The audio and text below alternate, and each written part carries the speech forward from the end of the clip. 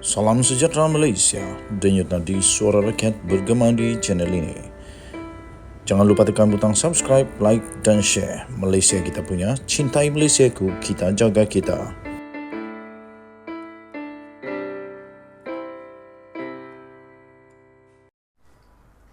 Salam sejahtera Malaysia.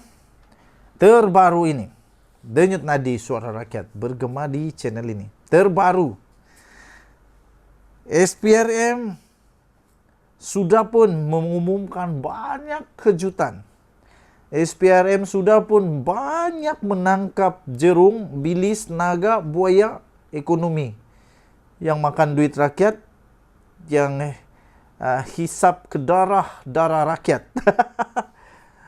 Apa indahnya, sepatutnya dana-dana itu untuk membantu rakyat, tapi tak sampai kepada rakyat. Kali ini immigration pula membuat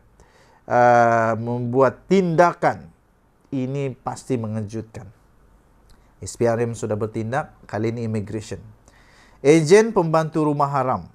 Immigration sahkan menahan datuk dan datin. Hello.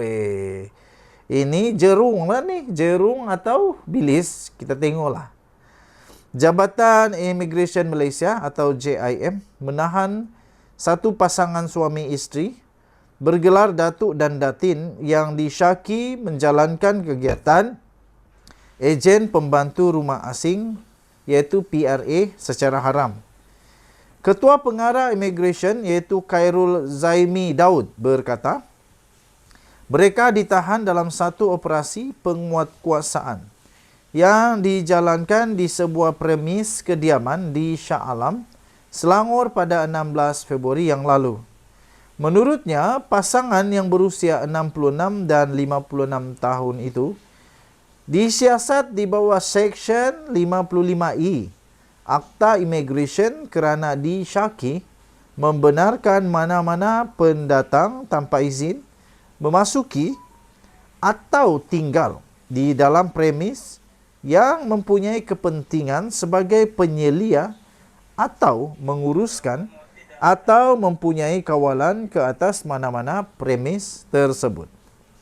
Turut ditahan ialah 13 orang wanita yang kesemuanya adalah warga negara Indonesia yang berusia di antara 22 tahun sehingga 47 tahun.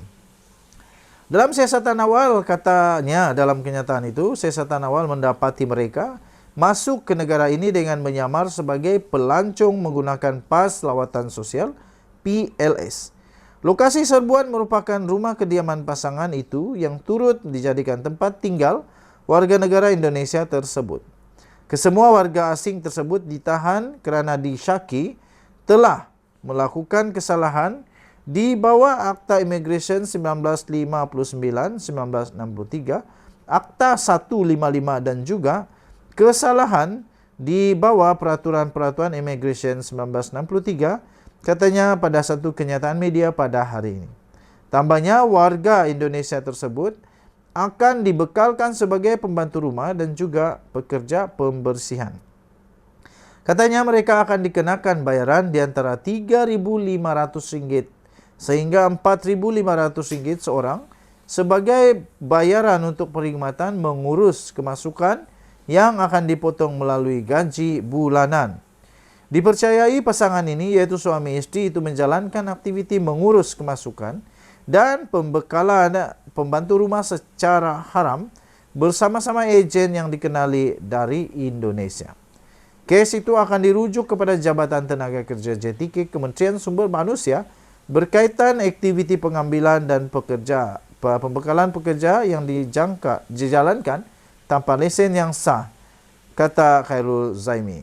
Sehubungan itu tegasnya, JIM sentiasa memantau aktiviti penawaran pembantu rumah asing dan pekerja pembersihan harian secara tidak sah ini termasuk di media-media sosial oleh individu atau ejen haram. Katanya mengakhiri, JIM ingin menasihatkan orang ramai supaya berhati-hati dengan aktiviti ini dan sentiasa merujuk kepada maklumat terkini daripada JIM dan juga JTK, Kementerian Sumber Manusia jelasnya. Denyut nadi, suara rakyat bergema di channel ini. Kita jumpa lagi. Bye-bye. Salam sejahtera Malaysia, denyut nadi suara rakyat bergema di channel ini. Baru sebentar tadi kita terima satu lagi ketirisan sebanyak 10 bilion kali ini. Lebih memengsankan, lebih teruk lagi kali ini. 10 bilion subsidi. Tiris lagi. Nampaknya pendedahan demi pendedahan tentang ketirisan, penyalahgunaan kuasa, dan banyak lagi yang tak betul semakin berleluasa, semakin menonjol-nonjol. Dan ramai penganalisis ekonomi dan politik berkata akan ada lebih banyak lagi pendedahan berkaitan dengan ketirisan, penyalahgunaan yang terjadi sebelum ini. Adakah pendedahan ini salah Anwar? Ramai sangat yang meroyan sekarang didedahkan sejak salahkan Anwar. Anwar pendendam lah, apalah. Yang kamu buat apa hal? Kalau kamu tidak buat, tiada masalah. Yang tidak buat, jangan takut. Kalau kamu takut, maksudnya kamu ada buat. Yang kamu marah, kenapa? Kalau tidak ada masalah, tak pernah buat, sepatutnya saman sajalah Anwar. Saman saja SPRM. Saman pihak berkuasa yang mendedahkan perkara yang tak ada itu. Tapi kalau ada, memang patut pun kamu takut. Terbaru ini tuan-tuan, ketirisan 10 bilion ringgit Malaysia. Subsidi diesel. KPDN sedia bekerjasama siasatan SPRM dan PDRM. Kita nantikan siapakah jerung pada ketika ini. Pada kes kali ini. Kementerian Perdagangan Dalam Negeri dan Kos Sara Hidup atau KPDN disahkan bersedia untuk bekerjasama dengan Suruhanjaya Pencegahan Rasuah Malaysia SPRM atau Polis Diraja Malaysia PDRM bagi menjalankan siasatan sewajarnya berhubung isu ketirisan subsidi diesel hampir 10 bilion ringgit Malaysia. Menterinya iaitu Datuk Seri Salahuddin Ayub berkata, tindakan itu perlu dibuat sekiranya siasatan dalaman dijalankan pihaknya mendapati terdapat kesalahan yang bertentangan dengan undang-undang telah berlaku sebelum ini. Katanya, biasanya kementerian akan melakukan siasatan dalaman terlebih dahulu. Kerana kita ada unit yang membuat audit dan siasatan. Katanya, namun siasatan sekiranya isu itu serius dan kita temui memang ada pelanggaran undang-undang, kita sah tidak akan keberatan untuk menyerahkan kes itu kepada polis atau SPRM katanya. Tambahnya lagi, kita akan bekerjasama bagi memastikan ketirisan dapat diminimumkan. Kerana kita tidak mahu dalam pembentangan bajet akan datang atau dalam mana-mana laporan, ketirisan subsidi diesel ini masih lagi menjadi isu.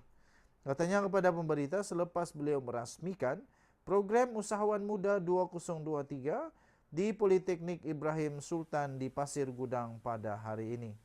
Beliau berkata, KPDN akan bekerjasama dengan agensi lain dan kementerian lain termasuk Kementerian Pertanian dan Keterjaminan Makanan serta Lembaga Kemajuan Ikan Malaysia, LKIM yang berperanan menyalur dan mengawal subsidi diesel kepada nelayan. Semalam, Salahuddin dilaporkan berkata KPDN telah menubuhkan pasukan bertindak khas yang diketuai oleh Ketua Setiausahanya sendiri iaitu Datuk Azman Muhammad Yusof bagi menangani isu ketirisan subsidi diesel itu. Pada Jumaat yang lepas, Perdana Menteri Datuk Seri Anwar Ibrahim ketika membentangkan Belanjawan 2023 memaklumkan wujud ketirisan dalam subsidi diesel dengan anggaran hampir 10 bilion ringgit Malaysia. Nilai subsidi diesel dipercayai diseleweng pada tahun lepas. Tahun lepas, siapa kerajaan pada ketika itu, siapa Perdana Menteri, siapa berkuasa pada ketika itu, sila jawab. Mengulas inisiatif Rahmah pula, Salahuddin yang juga ahli Parlimen Pulai memaklumkan pelaksanaan program yang dijayakan KPDN itu tidak melibatkan sebarang dana awam. Sebaliknya, atas sokongan rakyat daripada pelbagai lapisan masyarakat yang mahu menangani kos sara hidup secara kolektif. Denyut nadi suara rakyat bergema di channel ini. Jangan lupa tekan butang subscribe, like dan share. Kita jumpa lagi. Bye-bye.